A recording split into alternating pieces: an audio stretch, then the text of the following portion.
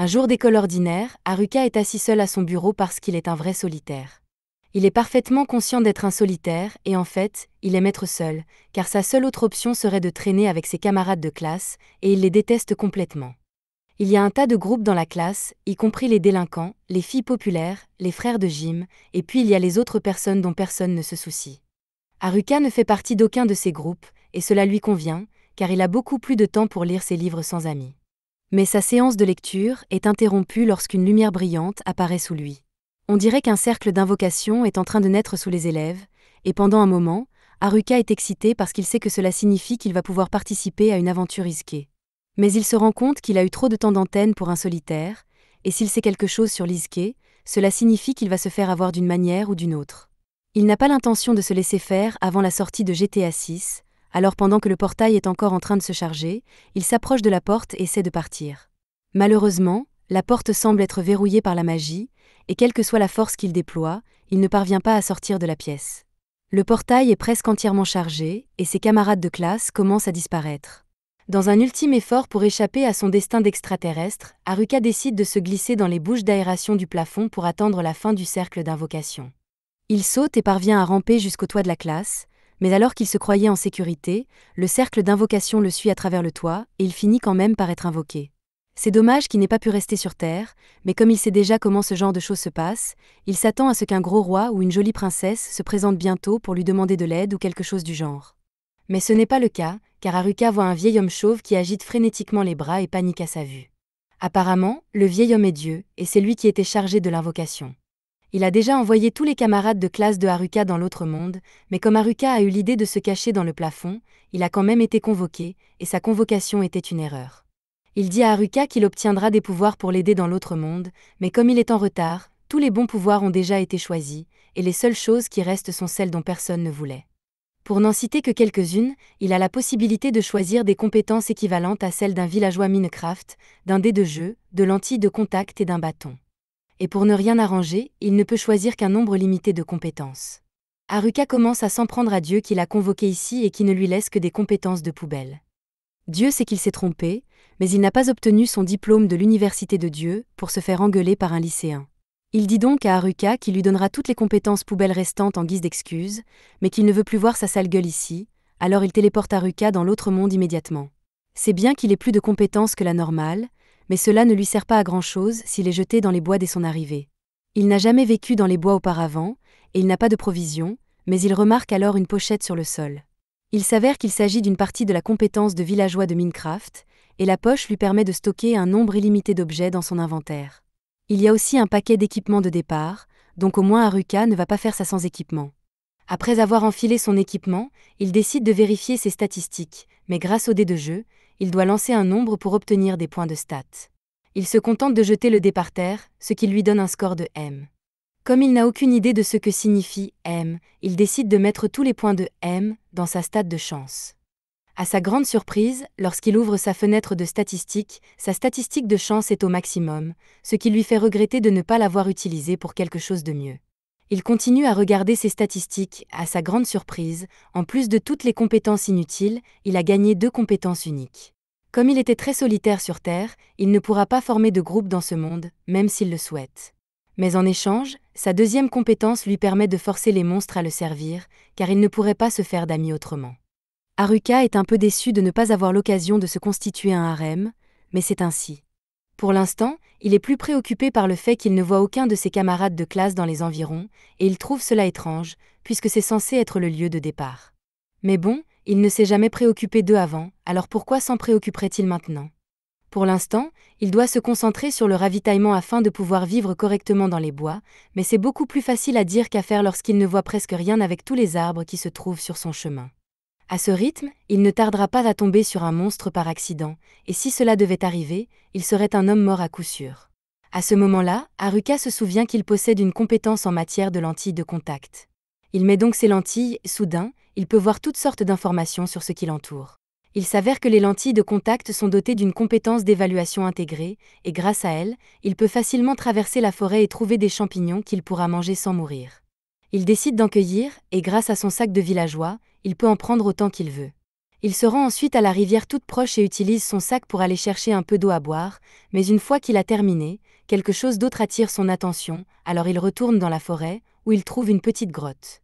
Elle a l'air trop intéressante pour qu'il l'ignore, alors Haruka fait une petite prière au cas où il y aurait un monstre qui l'attaquerait, et après cela, il commence à explorer la grotte. Heureusement, il ne semble pas y avoir de monstre ici, et cet endroit est assez spacieux, alors il décide d'en faire sa base d'opération. Il sort une tente et une lanterne magique de son sac pour installer son campement, puis il allume un petit feu à l'aide de sa magie de contrôle de la température afin de se réchauffer pour la nuit. Par coïncidence, l'utilisation de sa magie de contrôle de la température lui a permis de débloquer une nouvelle compétence de feu, et le fait de se méfier des monstres lui a également permis d'acquérir plusieurs compétences de détection. Mais la seule compétence d'attaque d'Haruka est un bâton, et il doit donc encore trouver un moyen de se défendre. Le lendemain matin, Haruka se réveille en sursaut et sort nerveusement de sa tente. À son grand soulagement, il semble qu'il n'y ait pas eu d'attaque de monstres pendant la nuit. Il est en sécurité, grâce aux propriétés anti-monstres de ses compétences inutiles. Mais même s'il est à l'abri du danger, cela ne veut pas dire qu'il est à l'abri de la faim. Il sort donc sa poêle à frire et fait cuire les champignons qu'il a ramassés hier. Si vous vous demandez où il a trouvé cette poêle, sachez qu'elle se trouvait dans son sac de villageois, à côté d'un ensemble complet de couteaux de cuisine et de viande séchée. Jusqu'à présent, ce sac a été la chose la plus utile de l'arsenal d'Haruka, alors il se demande quel genre de villageois l'a rempli avant qu'il ne l'obtienne. Quoi qu'il en soit, maintenant qu'il a mangé, il a besoin de savoir ce qu'il va faire à partir de maintenant, alors il sort et marche un peu pour réfléchir. Pour l'instant, cette grotte lui servira de base d'opération, mais Haruka doit encore se préoccuper de trouver une source fiable de nourriture et de mettre en place des mesures de sécurité contre les monstres qui pourraient essayer de l'attaquer dans ce monde. Heureusement, grâce à ses lentilles de contact, il ne devrait pas avoir trop de mal à rassembler assez de nourriture pour tenir un certain temps, car il trouve d'autres champignons et herbes presque immédiatement. Mais il doit encore trouver une solution à son problème de monstre. À ce moment-là, la compétence de détection d'Haruka se met en marche et il remarque qu'il se passe quelque chose dans les parages. Il est horrifié lorsqu'il se rend compte que le bruit est causé par des gobelins. Ce serait déjà assez grave s'il n'y en avait qu'un, mais ils sont deux, et ils ont tous les deux une force supérieure à la sienne. Il se demande s'il sera capable de les vaincre avec sa force actuelle et envisage de s'enfuir. Mais le fait qu'il vive dans cette forêt signifie qu'il devra éventuellement combattre les gobelins s'il veut survivre, alors il choisit d'en finir tant qu'il a encore l'élément de surprise. Cela dit, il n'est pas sûr que son bâton suffise à la tâche, alors il essaie d'utiliser l'une de ses compétences d'ordure pour envelopper le bâton de magie et voir si cela fait quelque chose. Cela fonctionne mieux qu'il ne le pensait, et il sort des buissons pour frapper l'un des gobelins. Après l'avoir frappé à la tête, le gobelin est étourdi et confus, mais Haruka ne s'arrête pas là et continue à le frapper jusqu'à ce qu'il meure. Il n'en reste plus qu'un, mais Haruka doit encore s'occuper de l'autre gobelin, qui lui fonce dessus et qu'il esquive. Maintenant qu'il s'est familiarisé avec le gobelin, Haruka se rend compte que ses attaques sont vraiment faciles à prévoir. Il l'esquive donc sans effort, puis lui assène des coups avant de le frapper avec une vague de magie. Après avoir remporté son premier combat contre des gobelins, Haruka pense que c'est assez de travail pour la journée et décide de retourner à la grotte pour se reposer un peu. Une fois rentré, il fait griller des champignons pour le dîner et jette un coup d'œil à la massue qu'il a récupérée sur le cadavre du gobelin. Elle inflige certes de gros dégâts, mais elle est lourde et a une faible portée. Cependant, Haruka décide donc de continuer à utiliser son bâton pour l'instant. Il vérifie ensuite le reste de ses statistiques et, à sa grande surprise, il a réussi à monter de niveau grâce au combat qu'il a mené aujourd'hui, et non seulement cela, mais toutes ses statistiques existantes ont été doublées en conséquence. Le lendemain matin, Haruka se réveille et prend son petit déjeuner comme d'habitude, mais il commence à en avoir assez de ne manger que des champignons en permanence. Il aimerait vraiment pouvoir manger de la viande ici, mais il va devoir apprendre à chasser pour cela, et avant cela, il doit d'abord apprendre à s'améliorer. La première chose qu'il veut essayer est la compétence de fusion magique qu'il a acquise, et pour une explication rapide, elle recouvre tout son corps de magie afin d'augmenter ses défenses physiques et magiques. Elle augmente aussi considérablement sa force, ce qui devrait lui permettre de se battre avec plus d'efficacité. De plus, sa compétence d'évaluation est passée au niveau 2, il l'utilise donc pour voir si quelque chose a changé, mais la seule différence est qu'il y a un point d'interrogation à côté de toutes les descriptions. Haruka n'a manifestement jamais joué à des jeux vidéo, car il passe une minute entière à essayer de comprendre ce que peut bien signifier un point d'interrogation, et finit par abandonner. Au lieu de cela, il va dehors pour s'entraîner à la magie, et en partant, il remarque quelque chose sur le sol, il le ramasse, pensant que c'est peut-être de la viande, mais il s'avère que c'est un autre champignon. C'est peut-être illusoire, mais Haruka espérait vraiment que la viande pousserait sur les arbres dans ce monde. Il se rend vite compte qu'il ne trouvera pas de viande sur le sol de la forêt, et décide donc de poursuivre son entraînement à la magie. Il active son infusion de mana et fait un pas en avant, mais grâce à la poussée physique qu'il reçoit, il finit par voler sur plusieurs mètres. Son corps semble beaucoup plus léger qu'avant, et avec très peu d'efforts, il peut facilement se déplacer dans la forêt, presque comme s'il se téléportait. De plus, sa dextérité est grandement améliorée, ce qui lui permet de se déplacer et de frapper avec précision. La première chose qu'il fait grâce à sa force accrue est de défier 2 gobelins au hasard, et contrairement à hier, il est capable d'assommer un gobelin en un seul coup. Il se sent très confiant dans sa nouvelle force et pense qu'il peut affronter encore plus de gobelins. Mais lorsqu'il aperçoit un groupe de 3 gobelins, il commence à avoir des doutes et recule lentement avant de se faire sauter dessus. Il décide qu'il a assez travaillé pour aujourd'hui et retourne à sa grotte pour s'entraîner à la magie. Il poursuit sa routine, il s'entraîne à se battre le jour et la nuit, il bricole sa magie pour voir ce qu'il peut en faire, et apparemment, il peut fabriquer des tables basses. En suivant cette routine, Haruka est finalement capable de tirer sur un gobelin et de créer une véritable table avec sa magie. Il l'utilise ensuite pour créer une porte pour sa grotte, afin de pouvoir sortir la nuit, ce qui signifie qu'il peut enfin aller à la chasse. Il se lance à la poursuite d'un lapin, car cela fait longtemps qu'il n'a pas goûté à la viande, mais lorsqu'il le rattrape enfin et s'apprête à le cuisiner, il remarque quelque chose d'autre à proximité. Il pense d'abord qu'il s'agit d'un lutin, mais en y regardant de plus près, il s'aperçoit qu'il s'agit de quelque chose d'encore pire, les délinquants de sa classe. Il ne veut vraiment pas avoir affaire à eux, alors il a l'intention de s'enfuir dans l'autre direction. Mais alors qu'il se dirige vers cette direction, il se rend compte que les filles populaires sont là aussi, ainsi que les sportifs et les intellos. Il ne pense pas que les intellos soient si mauvais que ça, puisqu'il traînait régulièrement avec eux à l'école, mais il ne veut quand même pas avoir à leur parler. Enfin, il remarque le groupe du conseil des élèves, dans lequel se trouve le délégué de classe. Bien qu'il déteste socialiser avec les gens de sa classe, il doit admettre que le délégué de classe a toujours été très gentil avec lui, alors ce serait le moins qu'il puisse faire que de lui rendre l'appareil, même si ce n'est que pour dire bonjour. Il envisage brièvement de se dévoiler et de lui parler, mais il ne veut pas gâcher la vie solitaire qu'il mène déjà. Comme personne ne sait qu'il est ici, il a la possibilité d'être vraiment seul, comme il l'a toujours voulu. Il n'y a pas de bavardage, pas d'impôts, et personne pour l'ennuyer. Il n'a vraiment pas envie de gâcher cela en entrant en contact avec ses camarades de classe, parce qu'ils sont déjà bien ennuyeux. C'est pourquoi il décide officiellement d'ignorer ses camarades de classe et de vivre seul afin de conquérir ce monde en solitaire. Il s'abrite ensuite dans un buisson pour se cacher pendant que les délinquants approchent, et l'un d'entre eux aurait juré avoir entendu quelqu'un dans cette direction, et il se rapproche des buissons dans lesquels Haruka se cache. Mais en vérifiant à l'intérieur, il ne trouve qu'un lapin, alors lui et les autres continuent à marcher. Haruka est soulagé qu'il ne l'ait pas trouvé, mais il décide de les suivre pour savoir s'ils préparent quelque chose. Il écoute attentivement les délinquants avoir une conversation très intellectuelle sur la poitrine du vice-président de leur classe, et Haruka est déçu, car il pensait qu'il lui apprendrait au moins quelque chose d'utile. En l'absence de loi pour les arrêter, Haruka s'inquiète un peu de ce que les délinquants pourraient faire aux filles, mais il est persuadé que la déléguée de classe mettra un terme à leur tentative, parce qu'elle le fait toujours. Cependant, il entend bientôt les délinquants parler d'utiliser un « mire » pour appeler Tanaka pour ses capacités, afin qu'ils puissent faire ce qu'ils veulent. Les délinquants se lèvent alors pour retourner au camp, et Haruka voit bien qu'ils préparent un mauvais coup. Pourtant, il ne peut se résoudre à intervenir, car cela nécessiterait une interaction sociale, ce qu'il refuse catégoriquement. Il retourne dans sa grotte et commence à faire griller des champignons. C'est alors qu'il remarque quelque chose qui l'anéantit complètement. Sa compétence de solitaire vient d'augmenter, ce qui signifie que même son tableau de statut le reconnaît comme un solitaire. C'est probablement parce qu'il a choisi d'éviter ses camarades de classe, mais ce n'est pas la pire chose qui puisse arriver. En fait, il aimerait progresser davantage, car son niveau général n'est encore que de 3. La raison principale est qu'il a 2 compétences qu'il ne peut pas faire évoluer, Jack of all trades et Dumi. Pour être honnête, il n'est même pas sûr de savoir à quoi servent ses compétences. Touche à tout signifie probablement qu'il sera doué pour la plupart des choses qu'il essaiera de faire, mais qu'il ne pourra jamais maîtriser un métier en particulier, ce qui est assez simple. Pour ce qui est de la compétence, Dumi, la meilleure explication que Haruka puisse trouver est qu'elle a un rapport avec les marionnettes, mais il n'en est pas sûr. Il décide de ne pas chercher à comprendre pour l'instant et de se contenter de manger son repas, même s'il aimerait bien avoir de la viande. Haruka décide de se coucher pour la nuit, mais alors qu'il essaie de s'endormir, il entend un énorme chahut à l'extérieur. Il ne peut pas l'ignorer et se lève pour comprendre ce qui se passe. En sortant de sa grotte, il s'attend à voir les délinquants en train de faire des bêtises, mais à sa grande surprise, ce sont en fait les intellos qui sont en train de combattre une bande de gobelins, et ils ont l'air d'avoir un peu de mal.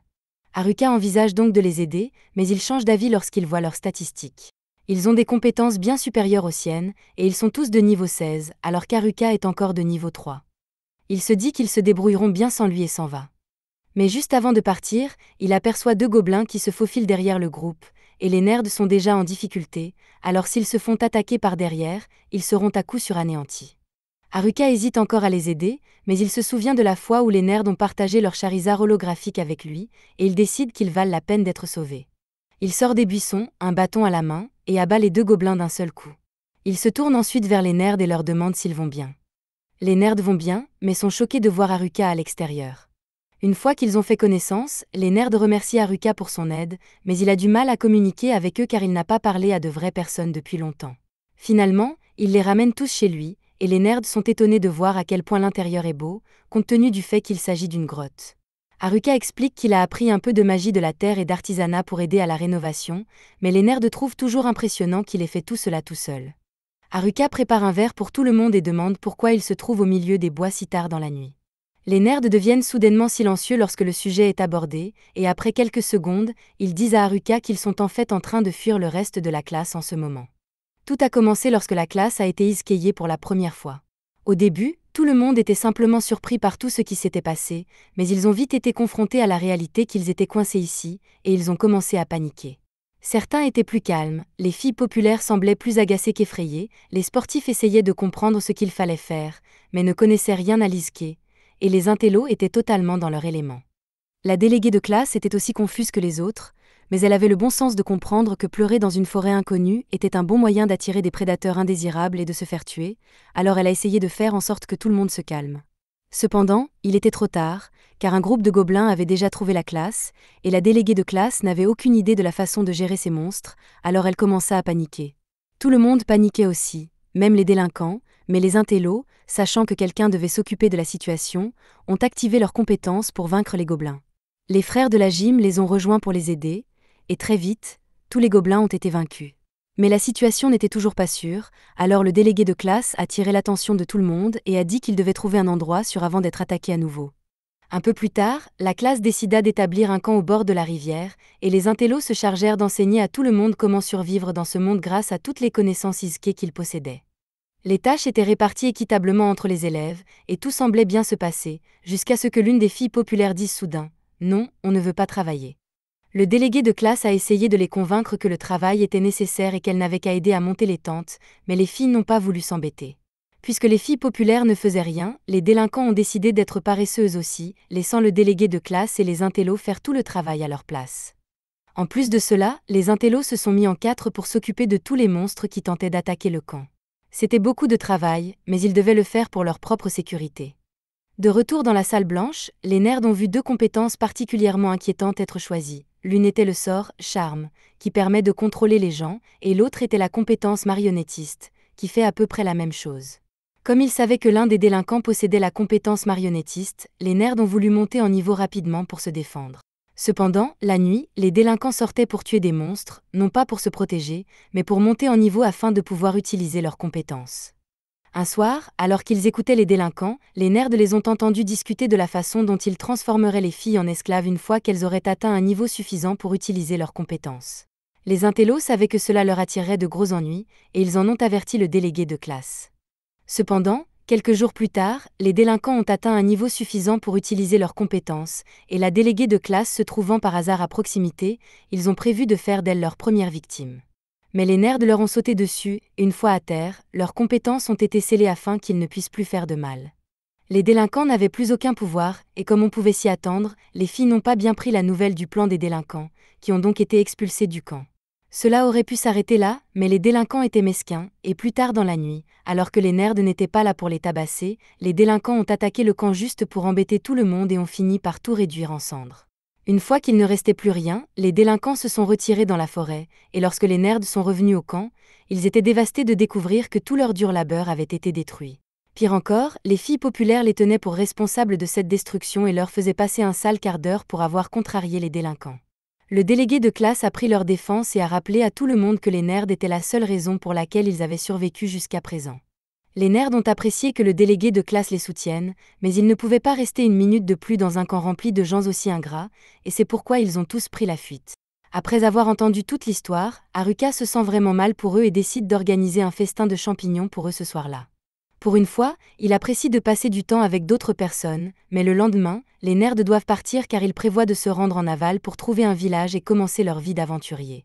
Ils ont proposé à Haruka de se joindre à eux parce qu'ils le considèrent comme un ami, et bien qu'Haruka les considère également comme des amis, il a dû décliner leur offre parce qu'il pense que ses compétences en matière de déchets ne feraient que retarder les nerds.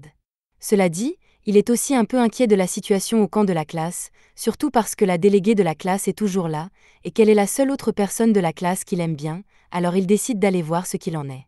En chemin, il rencontre par hasard un kobold, qui le mord beaucoup, mais il parvient finalement à le tuer et à poursuivre son chemin.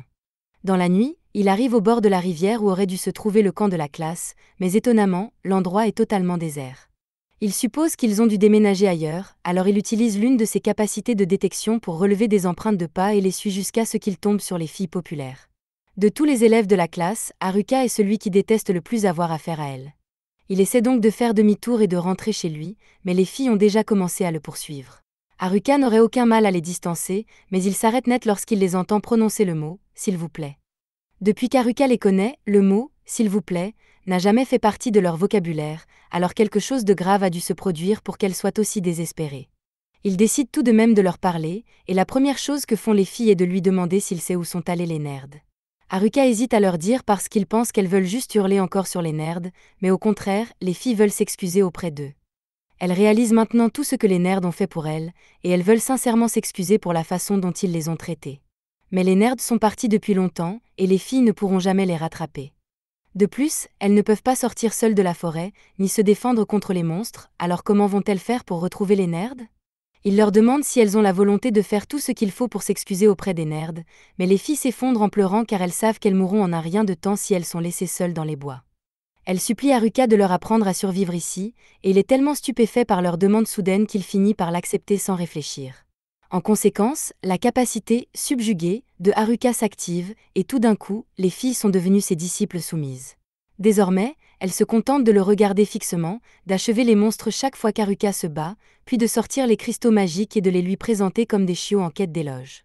Haruka n'est vraiment pas content de la façon dont les choses se passent, mais pour l'instant, il remarque qu'une des filles a une petite blessure au bras, alors il lui donne une potion de guérison qu'il a préparée pour qu'elle puisse se rétablir. Mais elle s'en sert sur lui à la place. Il commence à en avoir assez que les filles ne fassent les choses que pour lui, et il s'inquiète de savoir comment il va expliquer cela à la déléguée de classe s'il la croise, et comme par hasard, la déléguée de classe se promène dans cette partie des bois à ce moment-là. Lorsque la déléguée de classe attire l'attention d'Haruka, celui-ci panique car il ne sait pas quoi lui dire. En fait, il ne sait même pas comment elle s'appelle. Ils sont dans la même classe depuis l'école primaire, et la déléguée de classe a toujours été gentille avec lui, alors elle ne peut pas croire qu'il n'ait jamais pris la peine d'apprendre son nom. Quelques instants plus tard, le reste des filles de la classe arrive, puisque tout le monde, à l'exception des filles populaires, suivait les ordres du délégué de classe. En parlant des filles populaires, la déléguée de classe remarque qu'elles se tiennent derrière Haruka, mais elles ont l'air de partager un seul neurone, alors la déléguée de classe pense qu'Haruka a dû leur faire quelque chose. Il aimerait dire qu'il est innocent, mais le fait est que, même s'il ne l'a pas fait exprès, son talent a transformé les filles en ses servantes, et il ne sait pas quoi faire.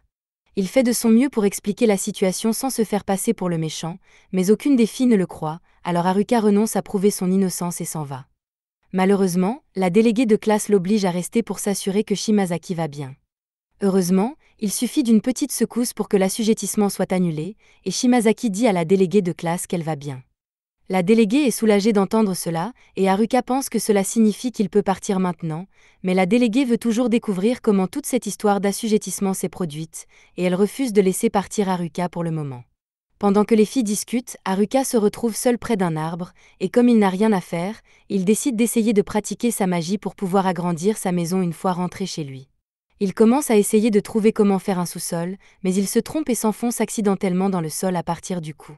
Il reste coincé ainsi jusqu'à ce que la déléguée de classe le trouve, et elle est choquée de le trouver enterré dans la terre alors qu'elle lui avait juste demandé d'attendre quelques minutes, mais l'ennui peut faire des choses folles à quelqu'un. Elle passe la main par-dessus la tête de Haruka pour l'attraper et le sortir de la terre, et une fois qu'il est libre, elle s'excuse de ne pas lui avoir fait confiance, puisque Shimazaki lui a dit qu'il essayait juste d'aider tout le monde. Haruka ne se souvient pas avoir dit qu'il aiderait tout le monde, mais la déléguée de classe et les autres filles le remercient déjà, alors il décide de faire comme si de rien n'était. Une fois que tout est réglé, il veut rentrer chez lui, mais les filles commencent à s'énerver parce qu'il veut les laisser dans la nature sans les aider du tout. La déléguée de classe se rend compte qu'Haruka vient de mentionner qu'il avait une maison, alors elle lui pose des questions et Haruka explique qu'il avait du temps libre et qu'il a donc construit une maison. La déléguée de classe n'arrive pas à croire qu'il ait réussi à construire une maison entière tout seul alors qu'elle se débattait pour gérer un camp, et les autres filles sont également très impressionnées, alors elles organisent une réunion et commencent à parler entre elles. La déléguée de classe demande combien de personnes la maison de Haruka peut accueillir, et d'après la façon dont il l'a conçue, elle pourrait accueillir environ 200 personnes, mais il faudrait déplacer quelques meubles et vider la piscine intérieure. La déléguée de classe est très jalouse de la réussite de Haruka, et bien qu'elle déteste l'importuner, elle lui demande si elle et les autres filles peuvent passer la nuit chez lui, car elles sont toutes sans abri à l'heure actuelle. Haruka panique parce que c'est une chose d'inviter des garçons à passer la nuit chez lui, mais il s'agit d'une classe entière de filles, et il a du mal à se contrôler. Une fois qu'il s'est calmé, Haruka commence à les conduire chez lui. Mais grâce au temps qu'il a passé à parcourir ces bois, Haruka est bien plus doué pour se déplacer. L'une de ses compétences lui donne même des indications utiles pour le guider dans la bonne direction. Haruka finit par rentrer chez lui avec les filles, et après avoir repris leur souffle, elles sont stupéfaites par la magnificence de la maison d'Haruka. Cela fait si longtemps qu'elles n'ont pas eu de toit au-dessus de leur tête ou qu'elles n'ont pas connu les merveilles de la plomberie intérieure, alors dès que Haruka mentionne qu'il y a une baignoire dans cette direction, les filles se mettent à courir frénétiquement vers elle et à se déshabiller juste devant Haruka. Il n'est pas question pour lui de passer une nuit entière dans la même pièce qu'elle, alors il monte une tente pour être seul et se prépare à s'endormir. À ce moment-là, la déléguée de classe entre dans sa tente parce qu'elle veut lui parler de quelque chose. Tout d'abord, elle le remercie pour son aide, car elle n'aurait pas su quoi faire sans lui. Après le départ des nerds, les Gym Bros décident de partir aussi, et les filles se retrouvent donc toutes seules. Cela n'a pas été facile, mais maintenant qu'elles ont pris un bain et un bon repas, elles ont retrouvé le moral. Pourtant, même si les choses ont fini par s'arranger, la déléguée de classe a l'impression d'avoir échoué dans son rôle de représentante parce qu'elle n'a rien pu faire pour améliorer la situation de la classe à elle toute seule. Haruka pense qu'elle est un peu trop dure avec elle-même, car jusqu'à présent, c'est elle qui a protégé les filles et les a gardées unies. C'est peut-être vrai, mais la déléguée de classe dit qu'elles ont eu de la chance car elles n'ont pas rencontré de monstres, mais si cela avait été le cas, elle aurait été impuissante à protéger la classe, contrairement aux nerds. Encore une fois, Haruka pense qu'elle n'est pas juste envers elle-même parce que les nerds ont pratiquement passé toute leur vie à se préparer à cette situation, il est donc naturel qu'ils soient capables de bien se débrouiller. Cependant, de son côté, c'était la première fois qu'il entendait parler d'Isuke, alors tout compte fait, elle s'en sort plutôt bien. La déléguée de classe se sent beaucoup mieux après l'avoir entendu dire qu'elle a fait du bon travail, bien que ses accomplissements semblent encore insignifiants comparés à Haruka, qui a créé un foyer fonctionnel en seulement une semaine. Elle lui souhaite une bonne nuit et retourne à l'intérieur, mais avec tout ce qui s'est passé aujourd'hui, Haruka n'a aucune chance de dormir cette nuit. Tôt le lendemain matin, Haruka se réveille et trouve l'une des filles assise devant sa tante, lui demandant de se lever parce que le petit déjeuner est prêt. Il lui faut une minute pour réaliser ce qui se passe, mais lorsqu'il y parvient enfin, il panique un peu et dit qu'il veut en fait dormir un peu plus longtemps. La fille n'accepte pas sa réponse et se glisse sur lui pour le convaincre de sortir du lit, alors Haruka abandonne et demande ce qu'il y a pour le petit déjeuner. Il s'attendait à la soupe de champignons habituelle avec un supplément de champignons, mais à sa grande surprise, le petit déjeuner est en fait du poisson aujourd'hui, et il est tellement excité qu'il donne accidentellement un coup de tête à la fille. La fille est légèrement blessée, mais Haruka s'en moque, car il peut enfin manger autre chose que des champignons, et il adore ça. La déléguée de classe ne comprend pas pourquoi il est si excité de manger du poisson alors qu'il a toujours vécu près de la rivière. Mais si c'est vrai, Haruka est tout simplement nul à la pêche, et il n'a donc jamais pu en attraper. Pour que les filles soient si habituées à manger du poisson, elles doivent avoir une méthode fiable pour en attraper, et Haruka demande à voir comment elles font. La déléguée de classe accepte et emmène Haruka à la rivière avec l'une des filles qui possède un don pour la magie de la foudre. Pour attraper les poissons, elle se contente d'électrocuter l'eau jusqu'à ce que les poissons cessent de vivre. Haruka est vraiment impressionnée, alors il la supplie de le faire encore une fois, et bien que la fille ne veuille pas vraiment le faire, elle accepte quand même puisqu'Haruka l'aide. Elle génère une autre boule de foudre, mais avant qu'elle ne puisse la jeter dans la rivière, Haruka prend la boule de foudre et la scelle avec sa compétence d'emballage. Il la jette dans la rivière et réussit à attraper quelques poissons, mais en plus, il a acquis la magie de la foudre, il n'aura donc plus besoin de l'aide de la fille de la foudre. La déléguée de classe lui demande ce qu'il vient de faire. Haruka lui explique qu'en utilisant sa compétence d'emballage sur un élément particulier, il peut acquérir ce type de magie. Il s'agit probablement d'un effet causé par une combinaison de ses nombreuses compétences, ce qui est certainement utile, mais il ne pense toujours pas que c'est impressionnant puisqu'il n'a toujours qu'un tas de compétences inutiles. Pendant que les autres filles jouent dans la rivière, Haruka s'assoit avec la déléguée de classe et lui demande ce qu'elle et les autres filles prévoient de faire après cela. La déléguée de classe répond que les détails ne sont pas encore connus, mais qu'elles ont l'intention de se rendre au village le plus proche pour essayer de rattraper les nerds. Cependant, elles vont avoir besoin d'améliorer leur niveau si elles veulent sortir de cette forêt par leurs propres moyens, et Haruka propose de les aider à s'entraîner avant leur départ. Peu de temps après, toutes les filles sont réunies dans la forêt, et avant que Haruka ne commence son camp d'entraînement, il dit qu'il aimerait connaître leurs niveaux actuels. Les filles lui répondent qu'elles ont tout un niveau supérieur à 15, et Haruka commence à se sentir déprimé parce qu'il n'est toujours qu'au niveau 7 après tout ce temps passé dans la forêt. Il commence à douter que les filles aient besoin de son aide, alors il décide de leur faire passer un petit test et de leur faire affronter une bande de kobolds pour voir s'ils se débrouillent bien. Les filles pensent que ce sera du gâteau puisque les kobolds ne sont que de niveau 6, mais quelques instants plus tard, elles se sont toutes fait botter les fesses et sont à terre pour le compte. Les filles ne se doutaient pas que les kobolds allaient riposter. Elles retournent donc se regrouper pour réfléchir à une nouvelle stratégie. Pour une raison inconnue, la réunion stratégique a lieu dans la tente magique d'Haruka. Ils peuvent tous s'y installer puisque la tente d'Haruka est capable de s'agrandir, mais il ne sait toujours pas pourquoi ils ont choisi de venir ici. Après quelques délibérations, les filles repartent et sont sûres de ne pas perdre cette fois-ci. Haruka est heureux de voir qu'elles semblent motivées, mais il pense honnêtement qu'elles ne pourront pas gagner cette fois-ci non plus. Une fois qu'ils sont partis, la fille de ce matin s'approche d'Haruka et lui dit qu'elle veut s'excuser pour son comportement de ce matin. Elle s'est volontairement rapprochée de lui pour voir s'il allait essayer de profiter de la situation s'il en avait l'occasion. Elle admet qu'elle ne lui faisait pas confiance au début, mais il leur a donné un endroit où loger, de la nourriture à manger, et les aide même à apprendre à se battre, alors elle sent qu'elle peut lui faire confiance, et elle sera de retour pour le réveiller demain avec son petit déjeuner. Haruka est content qu'elle lui fasse confiance et dit qu'il a hâte de la voir demain, bien qu'il ne connaisse pas son nom, alors il l'appellera simplement Fish Girl. Le lendemain matin, Haruka est heureux de recevoir un poisson de la part de Fish Girl, mais il entend les autres filles parler d'aller combattre les kobolds pour se venger. Mais avant qu'elles ne puissent partir, la déléguée de classe les rappelle et leur dit qu'elles doivent d'abord s'entraîner parce qu'elles vont certainement perdre à nouveau si elles retournent se battre maintenant.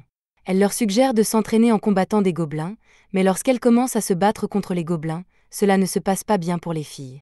Malgré cette défaite, certaines d'entre elles pensent toujours être prêtes à combattre les kobolds, bien qu'un certain nombre d'entre elles prétendent être malades pour éviter d'avoir à se battre à nouveau. Haruka pense que cela ne va pas bien se terminer, et il est prêt à intervenir si nécessaire. Cependant, à sa grande surprise, les filles ont appris de leurs erreurs contre les gobelins et ont travaillé ensemble pour vaincre les kobolds. La déléguée de classe les félicite pour leur victoire et Haruka est soulagée car cela signifie que les filles peuvent se débrouiller seules et qu'elles n'ont plus besoin de rester avec lui. Il pense qu'il peut enfin retourner à sa vie de solitaire, mais la déléguée de classe vient le remercier d'avoir accepté de les accompagner au village le plus proche. Il sait pertinemment qu'il n'a jamais dit qu'il se joindrait à eux, mais la déléguée de classe insiste vraiment, alors il cède et accepte de l'accompagner. Un peu plus tard, tout le monde a préparé ses affaires et est prêt à quitter la forêt, mais Haruka leur rappelle qu'ils ne savent pas ce qu'ils peuvent rencontrer là-bas, et qu'ils doivent donc tous rester sur leur garde. Au même moment, dans une autre partie de la forêt, un des garçons de la classe est vu en train de courir pour sauver sa vie. Lorsqu'il fait l'erreur de se retourner et trébuche sur un rocher, il est maintenant acculé par son agresseur et n'a nulle part où s'enfuir, il finit donc par se faire étrangler sur place. La priorité d'Haruka est d'assurer la sécurité des filles, car les délinquants ne manqueront pas de s'en prendre à elles, et pour cela, il doit les faire sortir de la forêt. Un peu plus tard, Haruka tombe sur un orque géant, et il voit là une bonne occasion d'apprendre aux filles à se défendre correctement, alors il leur dit de rester en retrait et de regarder comment elle s'y prend. Il charge l'orque avec son bâton, l'orque lève alors sa massue et tente de l'écraser au sol, mais lorsqu'il baisse les yeux, il se rend compte que notre garçon n'est plus là. Haruka se cache actuellement derrière un arbre, et vu la lenteur de l'orque, il ne pourra jamais le toucher, mais si Haruka veut riposter, il doit réfléchir à un plan.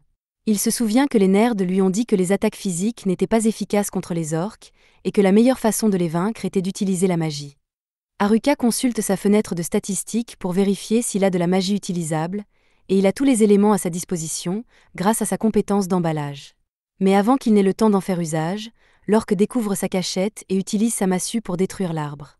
Haruka est donc obligé d'esquiver les coups jusqu'à ce qu'il en ait assez et qu'il apparaisse derrière l'orque avec son bâton avant de l'assommer. Il s'avère que l'orque en est mort, et il ne s'y attendait pas, car les attaques physiques ne sont pas censées fonctionner contre cette chose. Les filles sont contrariées parce qu'elles n'ont rien appris de sa victoire sur l'orque, alors Haruka s'excuse et dit qu'il utilisera la magie pour vaincre le prochain orque afin qu'elle puisse apprendre. La prochaine fois qu'Haruka aperçoit un orque qui se mêle de ses affaires, il prépare un sort de flamme dans sa main et le lance avec désinvolture sur l'orque. Lorsque le sort entre en collision avec le visage de l'orque, le monstre s'écroule et ne se relève plus. Les filles sont d'autant plus bouleversées qu'elles n'apprendront jamais à se défendre s'il continue à tout tuer instantanément. Plus tard dans la nuit, le groupe a beaucoup de viande de pub sous la main, alors ils fêtent ça avec un barbecue. Pendant que tout le monde s'amuse, Haruka est à l'arrière et installe autant de pièges que possible pour éviter qu'ils ne soient attaqués pendant leur sommeil. Sa tente a également des propriétés qui empêchent les ennemis de la détecter, alors il pense qu'ils s'en sortiront. Ensuite, il veut planifier l'itinéraire qu'ils emprunteront demain matin. Il active donc sa compétence max et vérifie le chemin à suivre. Soudain, sa compétence de perception l'avertit de la présence de quelqu'un à proximité, et il va voir ce qu'il en est. Il remarque 4 silhouettes masculines émergeant de l'obscurité. Il craint d'abord qu'il s'agisse des délinquants, mais au fur et à mesure qu'il s'approche, il se rend compte qu'il ne s'agit que des Gimbros, et il est soulagé car il n'aura pas à les combattre. Au même moment, la déléguée de classe cherche Haruka et l'aperçoit en train de parler à 4 types au loin. Même s'ils ne sont pas hostiles, Haruka se demande ce que les Gimbros font ici. Il suppose qu'ils en ont après les filles, mais les Gimbros nient catégoriquement et disent qu'ils sont venus ici pour chercher Haruka. Il décide de les croire, mais il ne comprend toujours pas pourquoi ils se sont donné tant de mal pour éviter les filles. Les Gimbros lui expliquent qu'ils ne peuvent pas faire confiance aux filles, et il l'informe d'une compétence qui est encore pire que les compétences de charme et de marionnettiste que les délinquants voulaient utiliser. Haruka se souvient d'avoir vu quelque chose à propos d'une compétence de détournement, et c'est exactement ce à quoi les Gimbros faisaient référence. Les délinquants ont beaucoup parlé de tout ce qu'ils voulaient faire avec leurs compétences de contrôle mental, mais pas une seule fois ils n'ont mentionné la compétence de détournement, ce qui signifie qu'ils ne l'avaient pas. Si les délinquants ne l'ont pas et que les nerds ne l'ont pas non plus, alors l'une des filles doit avoir la compétence et la cache à tout le monde. Haruka décide d'embêter un peu les Gimbros et leur dit qu'il est peut-être celui qui a la compétence Ijak, mais les Gimbros ne semblent pas si inquiets. En fait, ils semblent soulagés parce qu'ils savent qu'Haruka est tellement solitaire qu'ils ne chercheraient jamais activement des gens pour détourner leurs compétences. Cependant, Haruka admet qu'il n'a pas la compétence Ijak, bien qu'il ait une compétence subjugate qui peut transformer les gens en ses animaux de compagnie, mais il préfère ne pas l'utiliser. Quoi qu'il en soit, les Gimbros voulaient juste l'informer des dangers de la compétence Ijak, et ils disent qu'ils retournent dans les bois pour garder un œil sur les délinquants, puisqu'ils semblent assez suspicieux. Avant de partir, ils demandent à Haruka de s'excuser auprès de la déléguée de classe et des autres filles, car ils les ont abandonnées sans prévenir. Le lendemain, tout le monde se lève, et toutes les filles semblent beaucoup plus énergiques que d'habitude, alors Haruka s'éloigne parce que toute leur énergie l'épuise. Alors qu'il s'éloigne, la déléguée de classe arrive derrière lui et lui dit qu'elle a quelque chose à lui dire. Elle s'agite nerveusement et s'apprête à dire à Haruka que c'est elle qui possède la compétence Ijak, mais Haruka le savait déjà depuis longtemps, il possède une compétence d'évaluation, après tout. La déléguée de classe est choquée qu'il le sache, car les seuls à connaître sa compétence sont les nerds.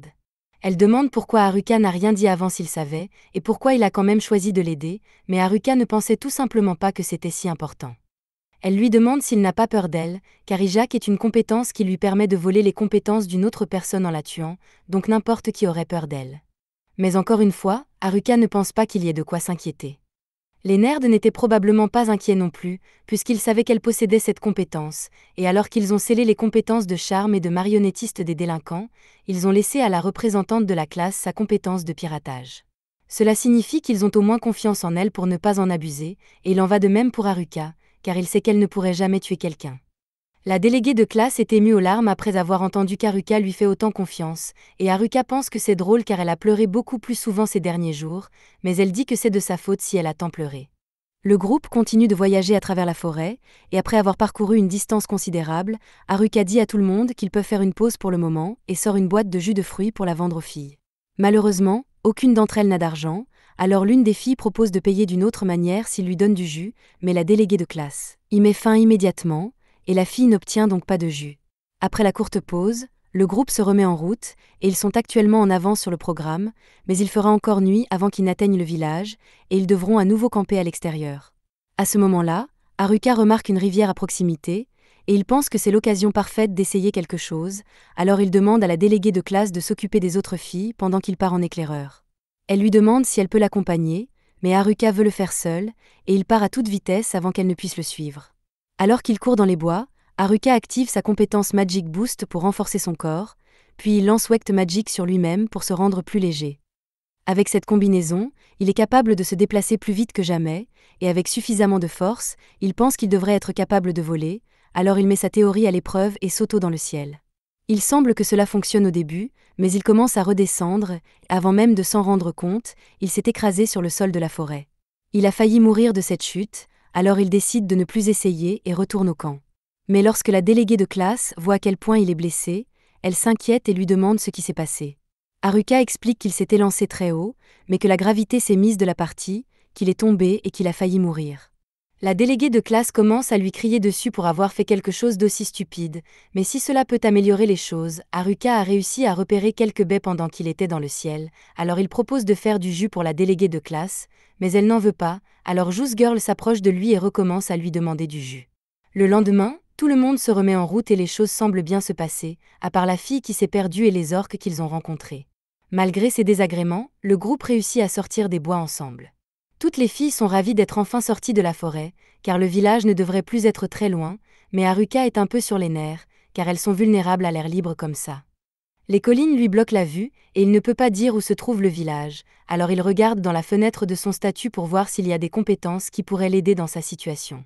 À sa grande surprise, il y a une nouvelle compétence de marche dans les airs, il doit l'avoir obtenue grâce à sa tentative ratée de voler hier. Alors il l'essaie, et comme il se doit, il commence à marcher dans les airs. La déléguée de classe remarque qu'Haruka n'est plus là, alors elle commence à le chercher et est choquée de le voir flotter dans les airs. Haruka la regarde et lui dit qu'il veut juste faire du repérage pour s'assurer que la route devant lui est sûre.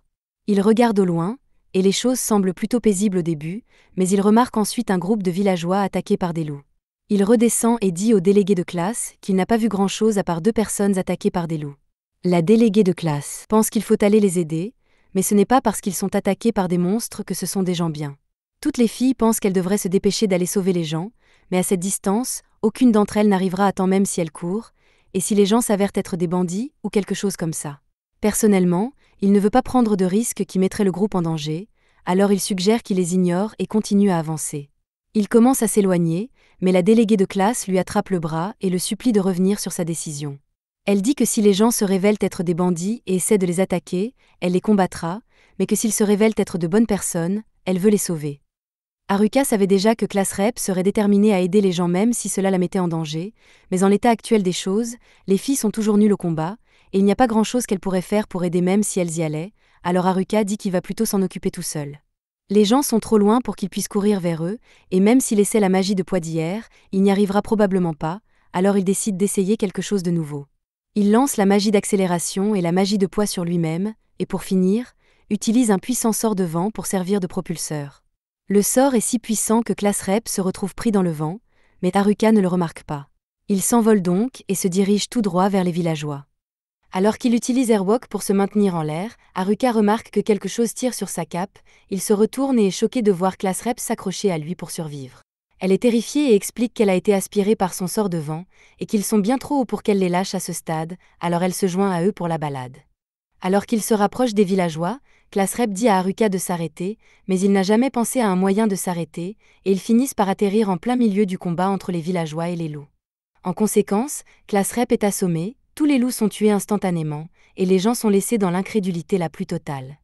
Alors que la déléguée de classe est encore dans les vapes, le chef du groupe remercie Haruka de les avoir sauvés et se présente sous le nom d'Ofté, et son ami Egatek. Si Haruka n'était pas intervenu, tout le groupe d'Ofté aurait pu être anéanti, il lui est donc très reconnaissant. Haruka demande ce qu'ils font ici, alors Ofté et Gatek expliquent que des loups ont attaqué des marchands dans ces plaines, et que la guilde des aventuriers a demandé à ce que les loups soient exterminés. Ils pensaient pouvoir s'en charger au début, mais ils ont vite été débordés. Leur calèche a été détruite et ils vont devoir tout ramener au village à la main.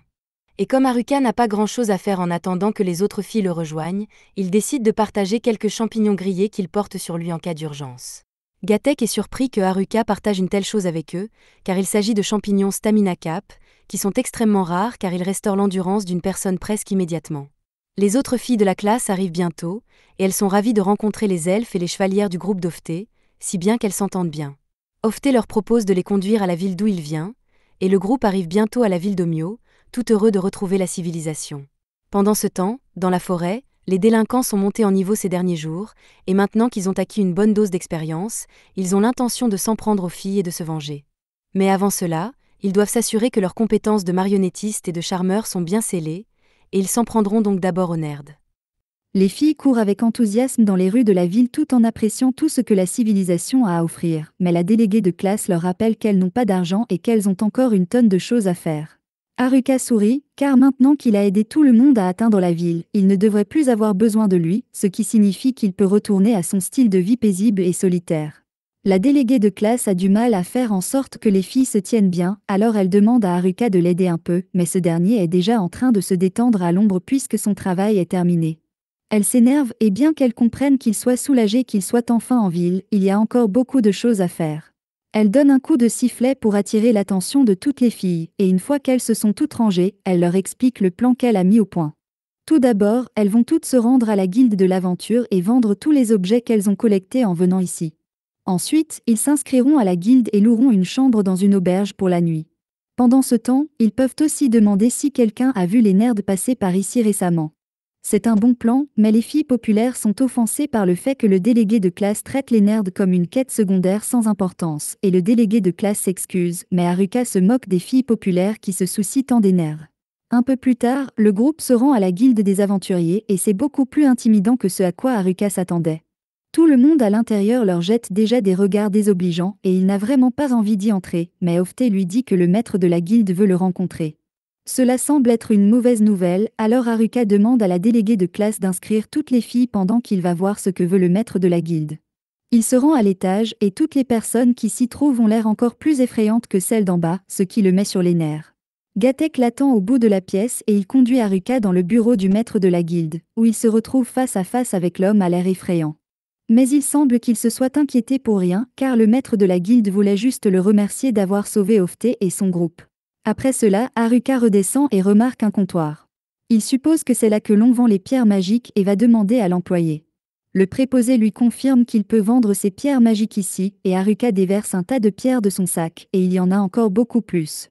Mais la préposée lui demande d'arrêter parce qu'il a déjà déposé 2 jours d'heures supplémentaires sur son bureau, et elle lui demande de revenir demain pour qu'elle puisse d'abord finir d'évaluer toutes ses pierres. Haruka n'a pas peur d'attendre et les filles ont toutes fini de s'inscrire comme aventurières de toute façon, alors Haruka doit se dépêcher de s'inscrire lui aussi. Il entre fièrement dans la salle d'inscription pour se faire évaluer, mais une fois l'évaluation terminée, l'employé de la guilde dit à Haruka qu'il est trop faible pour devenir aventurier. La guilde exige que les gens soient au moins de niveau 10 avant de pouvoir s'inscrire comme aventurier, et même là, il faut être dans un groupe. Si Haruka voulait s'inscrire en tant qu'aventurier solo, il devrait être au moins au niveau 20, mais il n'est qu'au niveau 9 pour l'instant, et sa compétence de solitaire l'empêche de former un groupe, il va donc être au chômage pendant un long moment. Plus tard dans la nuit, le délégué de classe conduit tout le monde à l'hébergement que la guilde a préparé pour eux, mais une fois qu'ils y sont, Haruka commence à paniquer parce que cet endroit ressemble beaucoup à un hôtel d'amour. Cependant, ce n'est pas le cas, alors tout le monde se dit bonne nuit et va dans sa chambre. Le lendemain matin, elles se lèvent toutes, se retrouvent au restaurant pour prendre un petit déjeuner, et la déléguée de classe est ravie de leur annoncer que cette ville est censée être très sûre, et qu'elles sont donc libres d'aller en ville et de faire ce qu'elles veulent. Les filles sont heureuses, et elles commencent à faire des plans pour aller faire du shopping plus tard dans la journée, et comme elles peuvent clairement se débrouiller seules à partir de maintenant, Haruka prévoit de retourner dans les bois une fois qu'il aura été payé pour ses cristaux. À ce propos, Haruka se rend à la guilde après le petit déjeuner pour voir s'ils ont fini d'évaluer ses pierres magiques, mais quand il arrive, il est accueilli par des excuses sincères parce qu'ils n'ont pas assez d'argent pour le payer en une seule fois. Le maître de la guilde vient lui aussi présenter ses excuses et demande à Haruka s'il accepterait que la guilde le paie en plusieurs fois. Haruka répond qu'il n'y voit pas d'inconvénient et le maître de la guilde le remercie de sa compréhension. En attendant, il dit à Haruka qu'il peut avoir le montant des pierres magiques qu'ils ont déjà évaluées, il y a 8 millions d'air dans ce sac, et d'après ce qu'Haruka et le délégué de classe ont appris depuis leur arrivée à Omyo, l'argent ici a pratiquement la même valeur que l'argent sur Terre, donc Haruka vient de s'enrichir. S'il a reçu une telle somme, c'est parce qu'il a rapporté plus de pierres de rang F que la guilde n'en a jamais vu, et qu'il a également vaincu ses loups-verts, ce qui a contribué à sa rémunération. Comme il vient de toucher une petite fortune, Haruka décide de faire quelques achats avant de retourner dans la forêt et Gatek lui dit qu'il connaît un endroit qu'Haruka pourrait vouloir visiter. Haruka pense qu'il l'emmène dans un établissement pour adultes, mais à sa grande déception, Gatek le conduit simplement dans un magasin d'armes délabré. Cet endroit récupère les équipements spéciaux des donjons et comme Haruka est un cas un peu particulier, Gatek a pensé que ce serait un bon endroit pour lui procurer son équipement. L'endroit peut paraître louche, mais il assure à Haruka que le matériel qu'on y trouve est de très bonne qualité. Haruka croit Gatek sur parole, mais il veut quand même essayer quelques produits avant d'acheter quoi que ce soit. Haruka passe donc la journée à examiner les produits et à en acheter autant qu'il peut se le permettre. C'est alors qu'il remarque un collier qui lui plaît. La seule description que lui donne son talent d'évaluateur est qu'il va à 7. En y réfléchissant, Haruka a obtenu le même message lorsqu'il a essayé d'évaluer son set de villageois. Il décide donc de demander au commerçant s'il sait ce que signifie l'expression correspondre à 7. Le commerçant explique que, dans le cas du collier, il est capable de combiner les effets de cet objet au maximum et permet à son porteur de les utiliser tous en même temps. Cela semble très utile à Haruka et si l'effet s'applique également à son set de villageois, cela signifie qu'il peut empiler encore plus d'effets sur son équipement. Il est sur le point de commencer à trier tous les objets pour trouver les meilleurs effets à combiner, mais c'est alors que le délégué de classe arrive et commence à lui crier dessus parce qu'il est resté dehors si tard. Haruka se rend compte qu'il est ici depuis un moment, mais qu'il lui reste encore beaucoup de choses à essayer. Cependant, alors qu'il tient l'un des objets, celui-ci se met soudainement à réagir et, avant qu'il ne s'en rende compte, tous les objets devant lui sont combinés en un seul. Le commerçant est naturellement furieux car Haruka n'a encore rien payé et tous les objets lui ont coûté plus de 10 millions. Haruka commence à paniquer parce qu'il n'a pas autant d'argent, alors Gatek supplie le commerçant d'accepter les 8 millions d'Haruka à la place. Le lendemain, Haruka boude en pensant qu'il vient de gaspiller tout son argent et qu'il est maintenant complètement fauché. Il aimerait sortir pour ramasser d'autres cristaux, mais les gens n'ont pas le droit de quitter la ville pour chasser des monstres à moins d'être enregistrés en tant qu'aventurier. Il a déjà essayé de sortir en douce avec quelques filles, mais le délégué de classe l'a surpris et s'est mis à lui crier dessus, et il a le plan parfait pour sortir en douce sans être repéré par le délégué de classe. Sa cape de villageois a été combinée à une cape d'invisibilité, ce qui devrait lui permettre de sortir de la ville sans se faire repérer. Il passe furtivement devant Class Rep et les autres filles, et il se sent mal de les laisser sans rien dire, mais Class Rep essaierait certainement de l'arrêter si elle le découvrait. Haruka réussit à s'échapper du bâtiment et une fois dehors, il prend la décision malencontreuse d'enlever sa cape d'invisibilité. Alors qu'il tente de sauter par-dessus le mur, il est repéré par deux des filles qui étaient dehors, et elles lui demandent où il va, alors Haruka panique et écrase accidentellement ses bijoux de famille contre le mur. Il retombe sur le sol et crie après les filles pour l'avoir surpris de la sorte, mais elles disent qu'elles voulaient juste savoir pourquoi il sautait par-dessus le mur. Haruka reconnaît les filles comme faisant partie du groupe d'athlétisme, mais l'une d'entre elles manque à l'appel, et il utilise sa capacité de perception pour la localiser. À sa grande horreur, il découvre qu'elle est sur le point de se déshabiller en pleine rue. Haruka et les filles athlétiques se précipitent pour l'arrêter, mais même si elles parviennent à l'atteindre avant qu'elle ne se déshabille complètement, les plans d'évasion d'Haruka ont été ruinés. Le lendemain, toutes les filles partent accomplir une quête pour la guilde, et Haruka demande si elles peuvent le laisser se joindre à elle, mais la déléguée de classe refuse parce qu'elle n'a pas confiance en lui après qu'il ait essayé d'abandonner le groupe hier. Elle lui assure qu'ils seront de retour dans peu de temps et Haruka dit qu'il attendra. Mais dès que la déléguée de classe et les autres sont partis, il se met à sourire car il n'a pas l'intention de les attendre. Il a appris de son erreur d'hier, alors il garde sa cape et attend d'être à l'extérieur des portes de la ville avant de l'enlever.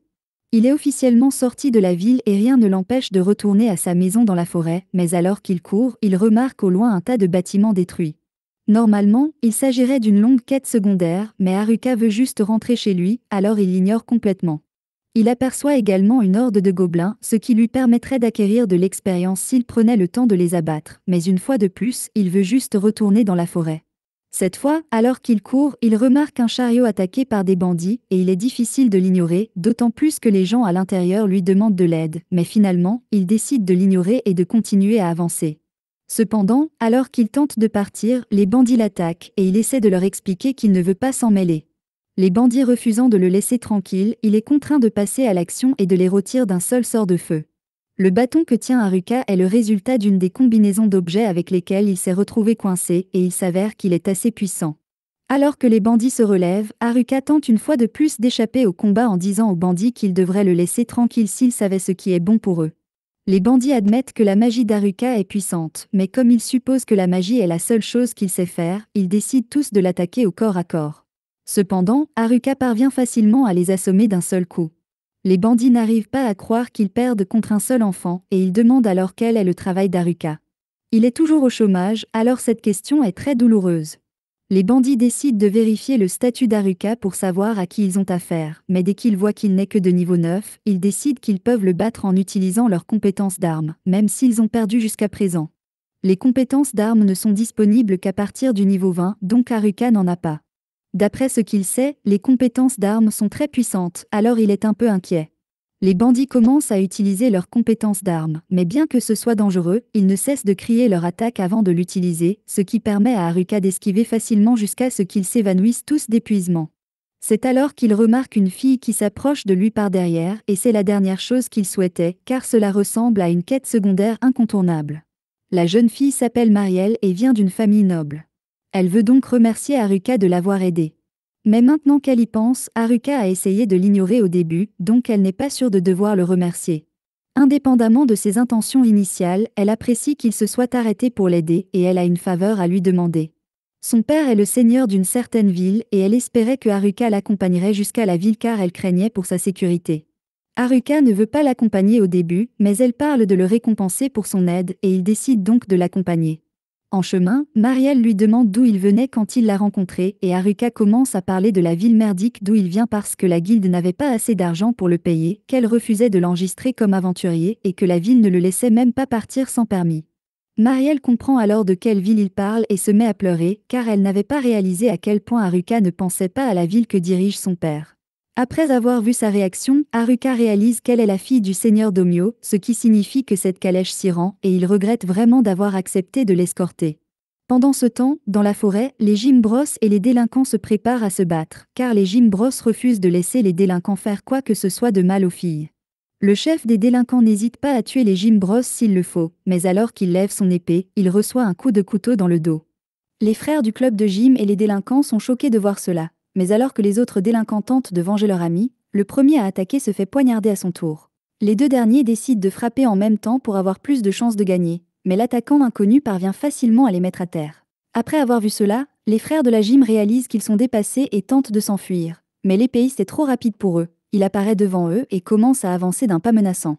Pendant ce temps, Haruka vient d'être ramené en ville par Marielle alors qu'il ne voulait vraiment pas venir, mais Marielle s'est mise à pleurer, alors il a décidé de l'accompagner, juste pour être gentil. Une fois arrivé à la maison du seigneur, Marielle le laisse seul pendant une minute et il jette un coup d'œil autour de lui. C'est une belle maison, mais cela n'a rien à voir avec Haruka, alors il se dirige immédiatement vers la porte d'entrée pour partir. Cependant, avant qu'il ne puisse le faire, Marielle revient et elle est contrariée qu'il essaie de partir parce qu'elle lui a spécifiquement demandé d'attendre pendant qu'elle se changeait. Elle lui dit d'attendre encore un peu parce qu'elle doit encore faire quelque chose pour le remercier et Haruka ne veut pas, mais comme elle insiste tellement, il n'a pas d'autre choix que d'écouter. Il était peut-être contre le fait de rester ici au début, mais une fois que Marielle lui a montré le festin qu'elle avait préparé pour lui, il a complètement changé d'attitude. Marielle a fait cela pour montrer sa reconnaissance à Haruka, mais elle commence à s'agacer parce que Haruka l'ignore totalement. Pendant qu'il se gave de nourriture, Marielle demande à l'une de ses servantes d'apporter le reste de la récompense d'Haruka et c'est ainsi qu'une pochette d'argent est apportée. En prime, Marielle a remarqué qu'Haruka n'était pas inscrit sur les registres de la ville. Elle a donc pris la liberté de lui faire une carte d'identité personnalisée qui lui permettra de quitter et d'entrer dans la ville quand il le voudra. C'est un cadeau vraiment sympa, mais Haruka n'y a plus prêté attention après avoir reçu l'argent et s'est davantage concentré sur le dessert qu'on lui a apporté. Le lendemain, la déléguée de classe et les autres filles commencent à interroger Haruka sur ce qui s'est passé la nuit dernière. Haruka leur explique qu'il a été convoqué au manoir du seigneur local et bien que la déléguée de classe sache qu'il ne ment pas, elle ne comprend pas pourquoi le seigneur local voudrait voir Haruka en premier lieu. Haruka choisit de rester vague dans ses explications, afin qu'elle ne découvre pas comment il a rencontré Marielle lors de sa tentative d'évasion ratée. Finalement, les filles laissent tomber et décident de partir en mission. Mais avant de partir, la déléguée de classe rappelle à Haruka qu'il n'a pas le droit de quitter la ville. C'est parce qu'il sait que rien ne l'empêchera de quitter la ville une fois que les filles seront parties. Avec sa carte d'identité personnalisée, il pourra enfin quitter la ville sans problème, mais avant de partir, il doit d'abord faire certaines choses. Il utilise son argent pour acheter de nouveaux équipements, mange autant de bonne nourriture que possible, puis commence à écrire une note pour que la déléguée de classe la trouve afin qu'elle ne soit pas fâchée de le voir partir. Il écrit qu'il retourne dans la forêt pour voir comment vont les frères de la gym, et bien qu'il l'écrive juste comme une excuse, il est vraiment inquiet pour ses têtes musclées. Il sort et, après avoir présenté sa carte d'identité, il est autorisé à quitter la ville. Cette fois, il ne se laissera pas distraire par des quêtes secondaires ennuyeuses. En peu de temps, Haruka retourne dans les bois et il est heureux de voir que tout est resté comme avant. Il a hâte de retourner chez lui, mais alors qu'il ne fait pas attention, un orque se faufile et tente de lui fracasser la tête. Heureusement, les statistiques d'Haruka sont bien trop élevées pour que ce genre de choses fonctionne et il abat l'ORC d'un seul coup avec son bâton. Il trouve bizarre qu'un ORC apparaisse dans le coin, car on ne les trouve généralement que bien plus loin dans la forêt et ce n'est pas la seule chose étrange qu'il découvre, car il trouve une trace de sang humain à proximité. Il sait que le sang ne peut pas provenir des nerds, car ils sont trop forts pour perdre contre quoi que ce soit dans la forêt, alors il suppose qu'il doit provenir de l'un des frères du club de gym. Il commence à suivre les traces de sang jusqu'à ce qu'il trouve les frères du club de gym, ensanglantés et meurtris, sous un arbre. Il pense d'abord qu'ils sont morts, mais en s'approchant, il se rend compte qu'ils respirent encore. Il leur administre alors toutes les potions de soins de son inventaire jusqu'à ce qu'ils reprennent conscience. Il commence à tout expliquer à Haruka et alors qu'Haruka avait d'abord pensé que les sportifs avaient été attaqués par les délinquants, il est choqué d'apprendre que tous les délinquants sont en fait morts. Haruka demande si les intellos ont aussi été visés, mais les sportifs n'en ont aucune idée, bien que cela semble peu probable puisque les intellos ont quitté la forêt il y a longtemps. Il voit bien que Haruka a l'intention de s'en prendre à la personne qui a fait ça, alors ils l'avertissent que Tanaka est incroyablement fort maintenant à tel point qu'ils ont à peine tenu quelques secondes contre lui. De plus, il a volé toutes leurs armes surpuissantes, si bien qu'il est encore plus fort qu'avant. Ils pensent qu'il a planifié tout cela depuis le moment où la classe a été téléportée ici, et ils ne savent pas s'ils pourront l'arrêter, mais ils savent qui sera sa prochaine cible. De tous les élèves encore en vie, la cible la plus probable sera la déléguée de classe puisqu'elle possède la compétence de détournement. Haruka pense qu'il est possible que Tanaka s'en prenne à elle pour sa compétence de détournement, mais les seules personnes qui connaissaient cette compétence étaient la déléguée de classe, l'intello et Haruka, et il se demande comment l'information a pu circuler.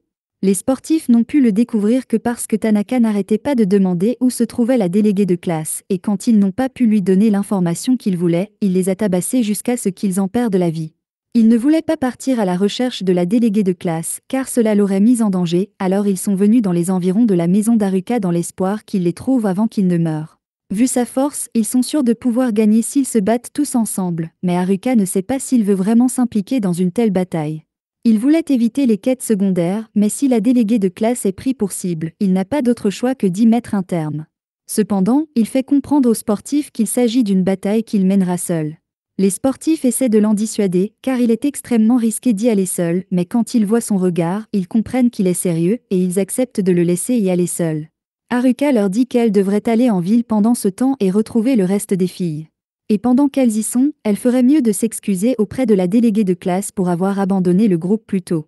Alors que les sportifs s'en vont, Haruka se dit qu'il aurait pu être bénéfique de les faire se battre avec lui, mais il ne peut pas prendre le risque de les faire se battre tous en même temps, car si Tanaka parvient à les vaincre, il n'y aura plus personne pour avertir les filles.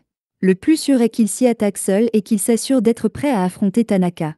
Au même moment, au village, la déléguée de classe est morte d'inquiétude après avoir réalisé que Haruka a quitté la ville. Les autres filles lui disent qu'il n'y a pas lieu de s'inquiéter car Haruka reviendra certainement. De retour dans la forêt, Haruka réfléchit à son plan de match contre Tanaka, car les sportifs lui ont dit que Tanaka possède des armes incroyablement puissantes. Même les armes des bandits sans nom sont effrayantes, mais Haruka a appris après les avoir affrontés que l'animation d'une arme ne peut pas être annulée une fois qu'elle a commencé, donc si Tanaka essaie d'utiliser une arme sur lui, il devra essayer de tirer parti de cette faiblesse. Pour ce faire, il veut essayer de se procurer une nouvelle compétence, mais cela signifie qu'il va devoir monter en niveau. À ce moment-là, Haruka remarque un groupe de gobelins attirés par le sang des sportifs, et ces gobelins sont d'un niveau assez élevé, alors il les élimine tous pour acquérir de l'expérience, mais il n'arrive toujours pas à monter en niveau. Il aimerait pouvoir affronter quelque chose de plus fort pour gagner plus de points d'expérience, et juste au moment où il dit cela, un roi gobelin apparaît et il se prépare à l'affronter. Le roi des gobelins est puissant et ses attaques sont très rapides, mais Haruka réussit à s'écarter à la dernière seconde. Un seul coup de cette chose serait fatal, et Haruka n'a pas le temps de contre-attaquer sans se faire toucher, ce qui l'oblige à trouver une nouvelle stratégie. Il utilise sa compétence de distorsion pour combiner plusieurs de ses autres compétences en une toute nouvelle, et grâce à cette nouvelle compétence, il est capable de passer devant le roi gobelin et de le vaincre en un instant. Il est très heureux de voir que son idée de combiner plusieurs compétences a si bien fonctionné, mais au milieu de sa célébration, une présence terrifiante apparaît derrière lui, ce qui l'oblige à se replier et à se préparer à un autre combat. Ce monstre est un empereur gobelin et il est déjà au niveau 50, alors qu'Haruka n'est encore qu'au niveau 9. Il ne pense donc pas pouvoir vaincre cette chose s'il l'affronte de front. Sa seule option est d'essayer à nouveau sa compétence combinée, alors il l'active et charge directement sur l'empereur des gobelins. Dès qu'il est à portée, Haruka le frappe, mais ses compétences spéciales ne font absolument rien pour le blesser. L'empereur gobelin se relève comme si de rien n'était et se met à frapper Haruka à une vitesse incroyable. Il est clair que l'empereur gobelin utilise des compétences d'armement car ses attaques sont beaucoup trop puissantes, alors Haruka cherche une ouverture dans l'animation de l'attaque afin de pouvoir lancer une contre-attaque. Il parvient à trouver l'ouverture et frappe le gobelin à la poitrine, l'envoyant voler en arrière. Mais même s'il lui a infligé des dégâts considérables, le gobelin commence à se soigner. Si les attaques normales ne lui permettent pas d'avancer dans ce combat, Haruka pense qu'il va devoir inventer une autre compétence combinée. Mais avant qu'il ne puisse le faire, l'empereur gobelin utilise l'une de ses compétences d'armes et lance de puissantes taillades sur Haruka.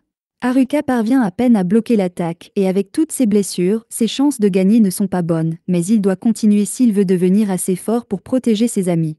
Il se relève et charge l'empereur des gobelins dans une tentative désespérée de le vaincre. Au matin, Haruka est le dernier survivant et, grâce à ses efforts, il a gagné 2 niveaux. Maintenant qu'il est au niveau 11, Haruka retourne chez lui pour vérifier son statut. Comme il s'y attendait, son nouveau niveau lui a permis d'acquérir plusieurs nouvelles compétences, mais il n'est pas sûr que cela suffise pour battre Tanaka en combat. Cependant, grâce à sa nouvelle compétence, il peut attaquer en une fraction de seconde pour profiter de l'animation de la compétence de l'arme, alors il n'a plus qu'à espérer que les choses tournent en sa faveur. Plus tard dans la soirée, Tanaka se présente devant la maison de Haruka, qui l'attendait.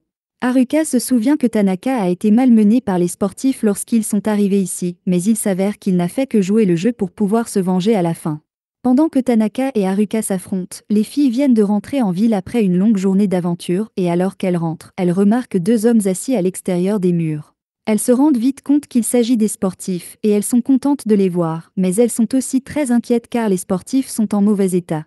La déléguée de classe se souvient qu'Haruka a dit qu'il allait voir les sportifs dans sa note, alors elle leur demande s'ils savent où il est et ils lui répondent qu'Haruka est en train de se battre dans les bois pour les protéger tous. De retour dans les bois, Tanaka est déçu d'apprendre que Haruka est la seule personne présente, car il espérait trouver la déléguée de classe à la place. Il s'est même donné la peine de faire en sorte que les délinquants sèment la zizanie et divisent la classe.